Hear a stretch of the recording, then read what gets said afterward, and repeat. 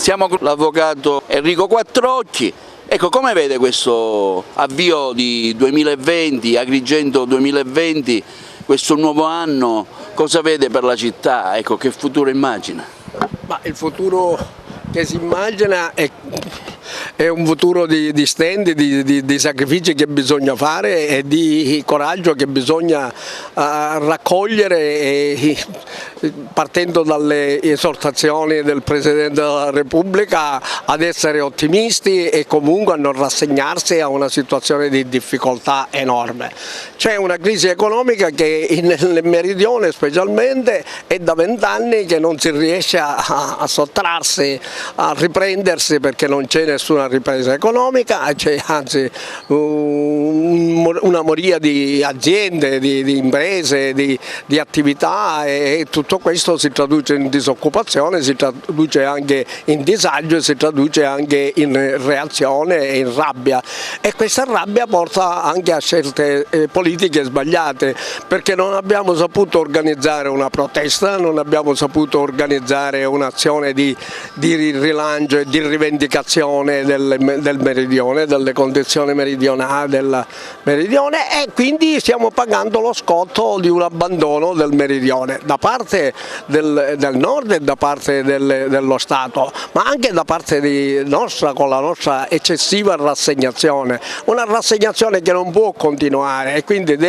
ci deve essere una ripresa, e la ripresa si va verso la capacità, verso l'esperienza, le scelte fatte con rabbia, la sostituzione di una classe politica con un'altra classe politica improvvisata non è un rimedio, è un male, è anzi un cadere dalla padella alla brace, e questo bisogna evitare. Agrigento si appresta verso le elezioni, ecco, che momento può essere, come si possono sfruttare questo momento elettorale? Questo momento elettorale ci dovrebbe portare tutti a riflettere un pochettino e a stabilire una regola diversa rispetto a quella che si sta seguendo, non delle persone che si propongono come sindaci, come amministratori, ma deve esserci una collettività che deve scegliere gli amministratori, e a mio parere qui bisognerebbe tirare in campo le organizzazioni sindacali, i partiti,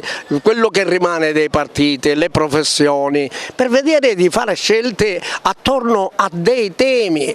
Che cosa necessita Agrigento? Come può riprendersi Agrigento? Agrigento deve risolvere intanto alcuni primi problemi. Il primo problema è quello dell'isolamento. Agrigento è isolata, una città dell'importanza di Agrigento, con il sito archeologico di Agrigento, la Valle dei Templi, può essere completamente tagliata fuori dai flussi turistici.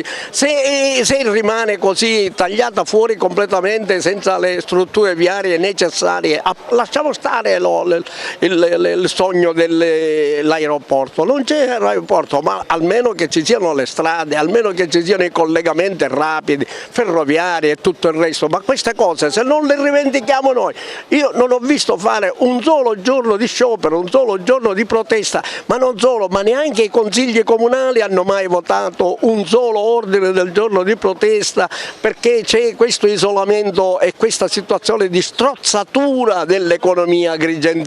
Se non ci ribelliamo noi, chi deve venire a ribellarsi? Che ci aspettiamo? Che sia il prefetto a scendere in piazza, che sia il questore a scendere in piazza? Dobbiamo scendere in piazza noi cittadini, dobbiamo sapere riprendere in mano le sorti del nostro territorio e della nostra collettività. Questo per i nostri giovani, tra l'altro.